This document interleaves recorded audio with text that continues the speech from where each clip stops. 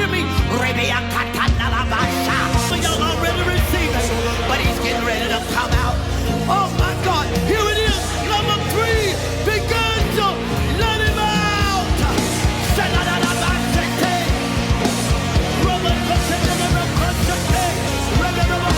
Is that what Jesus was talking about?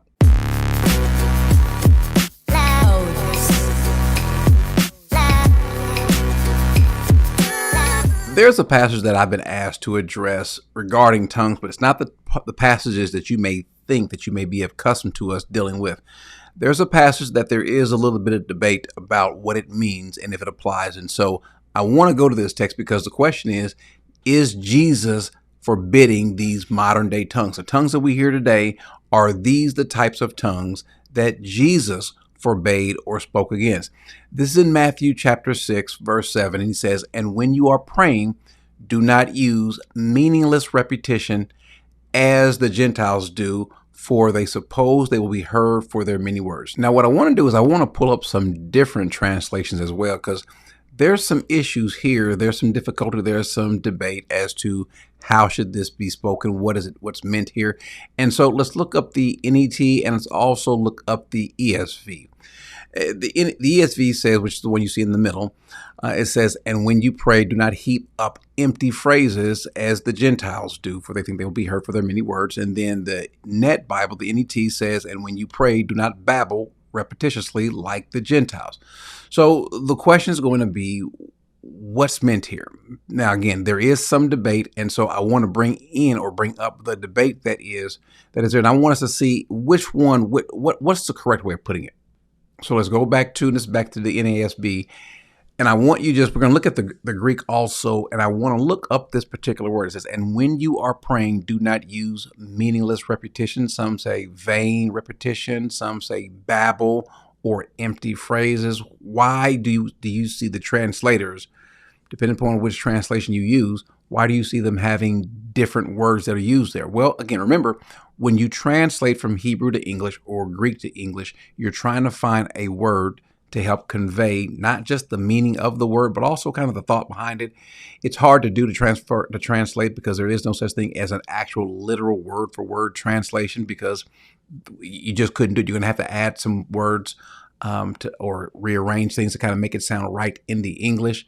So when we look up on the screen and you see this Greek word that's highlighted on the right, you see this Greek word that's highlighted. It is balogesete, which is, it's not babble, but it's where we get the word babble. The question is, what does the word babble mean?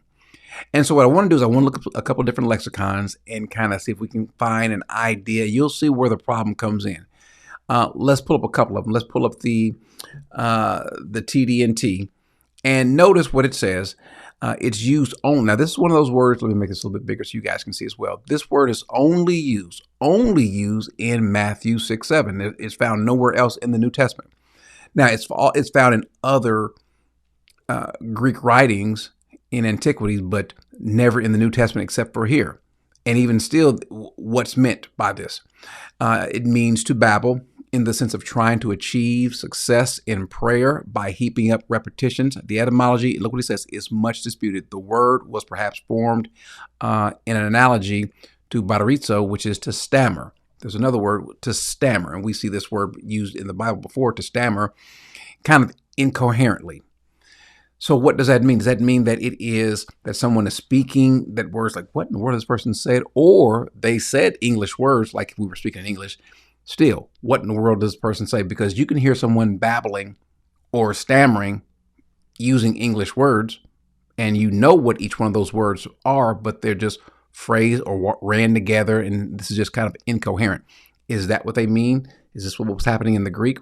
Or you may hear someone babble or stammer, and these aren't even English words. These aren't words at all. These are just made up words. Is that what's meant? Let's look up a couple of other definitions, a couple other lexicons. Let's look at Lou and Nita and look what it says: to speak much or extensively with a possible added implication of meaningless words. To use many words, to speak for a long time. That could be what's meant. And he's using Matthew 6:7, obviously, to utter senseless sounds. Another definition can be to utter senseless sounds or to speak indistinctly and incoherently, to babble. In some languages, the equivalent of babble is to speak like a baby or to speak sounds that make no sense. So that could be one of the words that's used. When you look at Mounce's dictionary or lexicon, it will just say to stammer, hence to babble, to use vain repetition. So we're not getting a lot of help from the different lexicons because, again, as he said in one of the lexicons, that this is debated. How about BDAG? BDAG says this: to speak in a way that images the kind of speech pattern of one who stammers, to use the same words again and again, speak without thinking. This really doesn't help a whole lot. The reason why I say it doesn't help a whole lot is when you hear the kind of tongues that we hear today, aren't they kind of repetitious over and over? Even though we don't think they clearly aren't English words. When we hear these words, aren't they saying the same thing over and over and over and over and over again? Is this possibly what Jesus is speaking about? So let me just play some clips. You've heard it before in different churches, charismatic and Pentecostal churches, and you've heard these tongues that we see today. And if these are the kind of tongues that Jesus is speaking about, what kind of makes sense then, right? Because it seems like they're just saying the same thing over and over again. Hamanda aka ata raka teda baka sanda ata arabasuku roba bashetele rabasate kerele mosuku rabashetele rababasate kerele mosure babania Konere sakatale no saka. Yesi kele no saka. Oh, gare sakoro basa rena. Kabasi moto kuro gosigete. Ora kataka bakabasi kabasi kabasere bosigete bosigete bosigete. Era basigete kuro gosigete bosigete. If that's what Jesus is speaking about, it makes sense, right? Because they seem, whatever they're saying, you can say that what they're saying or doing is biblical. You can say it's not. But I'm just saying for what we're talking about today, they're at least repeating the same thing. And so clearly there's a repetition to what they're saying, whether these are true tongues or it's what Jesus is speaking about. It says some sort of incoherent babbling, baby talk, or gibberish or ecstatic language. Whatever is being said here coming out of their mouth, there is the repetition that's added there. So let's go back to the text again. And I kind of take it one way, surprising the most. I don't see it as words that aren't actually the more baby talk, gibberish. I don't think that's what Jesus is speaking about, but it could be. And then an argument can be made whether he's talking about gibberish or he's talking about an actual known language. They're just saying a lot of words, because it could be that what he's saying here is that you've heard people get up and pray, and they pray with these long prayers as though that they're prayers that's filled with flowery speech, that God is going to hear them. Oh God, magnificent Father, the one and only, and they just go for an hour. Is that what he's speaking about? It could be. It could be, because we saw that the Pharisees would do that also. We also see Paul talk about how people in 1 Corinthians 12 would get up and speak and have no idea what it is they're saying in 1 Corinthians 12, the first few verses. So it could be either or, right? But the text says, and when you are praying, do not use meaningless repetition, as the Gentiles do. What does he mean by as the Gentiles do? Is he referring to the pagans or just all the Gentiles? Because now obviously all Gentiles don't do this, but he's speaking about there are some that do that. But then also do the Jews. Now he's saying don't do that. Does he mean just saying, a lot of fancy words that we know what these words are just over and over again to make yourself heard? Because he does say, for they do suppose that they will be heard for their many words. But again, that could also say that even if you're using this, if it's gibberish, like we've seen the example, people also do the exact same thing, thinking they'll be heard for their many words. Because what happens when you hear someone do these sort of tongues that we just played on the screen? People think that they have done something special. As a matter of fact, they feel like they have done something special. Paul, when he's speaking about tongues, he brings this up also in 1 Corinthians 12, and he talks about how we are part of the body, and there's different parts of the body. And he says something speaking about how no one part is better than the other. No one gifting is better than the other. But oftentimes you see the one that tends to be abused, or at least done a lot, is going to be tongues. There's probably no other gift or gifting that people want to manufacture, whether you think tongues are right or wrong. Clearly, there are some people that abuse it and misuse it and aren't actually speaking legitimate tongues. That's the easiest one to counterfeit. And why? Because you one, make yourself feel better, feel more spiritual, and others do too. They look at you that way.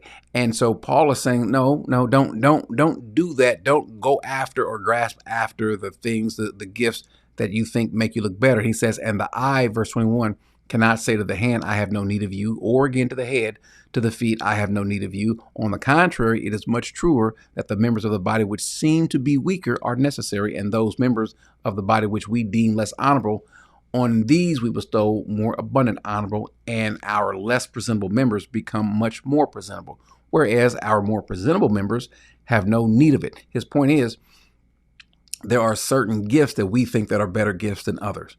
And the gifts that we think that aren't as great, he says we need those gifts. We need those things. We need the Spirit working in those areas. You know how we don't really give a whole lot of credence to those people who God has gifted to help people, or to administer, to love, to give. We don't think a lot about those folks. We think more about the folks who get up and prophesy and speak in tongues. And so an argument can be made, whatever Jesus is speaking about, these sort of tongues that we see today fits the bill, whether it's an incoherent, babbling gibberish, or it's an actual language. Even if you think it's a godly, heavenly language, does this fit the bill? I think that he's probably speaking of people speaking in a known language that they know, but just saying it, kind of repetitiously, trying to say flowery words over and over again, thinking that, man, because I said it over and over again, I said it so greatly. But usually you don't hear people saying things over and over again. Let's say if I'm praying in English, you don't hear them saying over and over again. Do you? Maybe he is actually speaking about babbling, because that's what the word means. And again, what does the word babble mean today versus what babble meant then? Well, guess what? Babble still means the same thing. And guess what? If we talk about someone just babbling, do we mean that they're saying words in English that make no sense? They're just kind of thrown together? Or are they babbling with words that aren't even English words, just made up words? Still means the same thing. And I guess it depends on the context. In this context, whatever comes out of your mouth, let me give you another way of looking at this. Whatever comes out of your mouth, it should never be. Let me read one commentary. It says that babble, it should be translated as babble not. Would be a better rendering, both for the form of the word, which in both language is intended to imitate the sound, and for the sense, which express not so much the repetition of the same words as the senseless multiplication of them, as appears from what follows. And so his point is, are you just making up some words? Your whole goal is just to strewn together some words, whether English or not, or whatever the language of the day was there, or some foreign language or not. Is it just to add some validity to what you're saying, just so you can be seen? Is that possibly what he's getting at, what he's trying to say? In other words, are you saying some senseless words that don't make sense? In this regard, it could very well be that Jesus is speaking about the type of tongues that we have today, saying things that don't make sense. Why could that be? Because what does Paul say? Paul says in 1 Corinthians 14 that you ought to know. I don't want you to be ignorant, as he says at the beginning of 1 Corinthians 12. And then he says in 1 Corinthians 14, I want you to know. If you say something or you pray, Paul says, what happens if I pray? As a matter of fact, let's just go to that passage and notice what Paul is trying to get across there. Paul is in 1 Corinthians 14. Let's go there. Let's shift all the way down to where he brings this up, starting in verse, let's start in verse 10. There are perhaps many great kinds of languages in the world, and no kind is without meaning. Remember, whatever we're talking about here, it's a senseless kind of speaking that no one understands. If then I do not know the meaning of the language, senseless, I will be the one who speaks a barbarian, and the one who speaks to me will be a barbarian to me. So also you, since you are zealous for the Spirit, seek to abound in the gifts that bring about edification of the church, right? And then he says this, let's go down to verse 14. If I pray in a tongue or in a language. So let's see if maybe this fits what Jesus was saying. If I pray in a tongue, and let's say, now this is a singular tongue, so could this be the senseless tongues that Jesus is speaking about where you have no idea what you're saying and others don't know what you're saying? He says, my spirit prays, but my mind is unfruitful. Well, again, that means you don't know. It is senseless to you and to the hearer. What is the outcome? The outcome is that Paul is bringing up here is not that you get an interpreter or anything like that. He says, what I'll do instead is, or the outcome or the solution to this problem, because it's a problem, because there's a solution. You only have solutions if there's a problem. He says, what I'll do instead is I will pray with the spirit and I will pray with the mind. The word that's used here is noe. The opposite of noe is agnoe, which we've seen earlier. Paul said, don't do that. Agnoe means to be ignorant or uninformed. So I want you to be aware of what you're doing or knowing what you're saying. I don't want you to be ignorant. And so could that be what Jesus is? There's it's possible. I'm still going to go with, I'll probably lean on Jesus saying that you're just saying a lot of fancy words over and over again. You want folks to see how well you pray. I'm going to lean that way. But the possibility of Jesus bringing up or speaking about the sort of tongues that we see today, senseless words that no one knows. It sounds like baby talk in some cases. It sounds like gibberish. That could be the case. That could be the case. Someone's going to say, well, this is heavenly language. Okay, if it's heavenly language, it's still senseless to you, which is still violates the whole spirit behind babbling. You don't know what you're saying. You're just saying something to be seen. And especially if you're doing it for the benefit of yourself, because that was the purpose of what they were doing when they were praying. And Jesus was calling us out. They were certainly praying for the benefit of themselves. And so if your praying is to benefit yourself, or as you might think that you think the interpretation means it's good to edify yourself, then that also seems to put you right square in the path of what Jesus is saying. So I can't say conclusively which way I think. I do lean on it just being a lot of fancy words, a lot of talk, repetitious. But even then, I don't really hear people who speak in these fancy prayers repeating themselves over. Maybe they do. I do see people who pray in tongues or speak in tongues repeating themselves over and over again. I don't know what they're saying, but I can tell they're saying it over and over again, repeatedly, repetitiously, in a vain fashion, meaningless. And so it could be. So I'm open. But here's what I'd like to ask you. You tell me, what do you think? What do you think Jesus is speaking about? I'm not going to say yay or nay one way or the other. I just like to hear what you have to see. And I would look for your comments, your explanation in the comment section, and you guys can kind of interact with each other as well. Amen.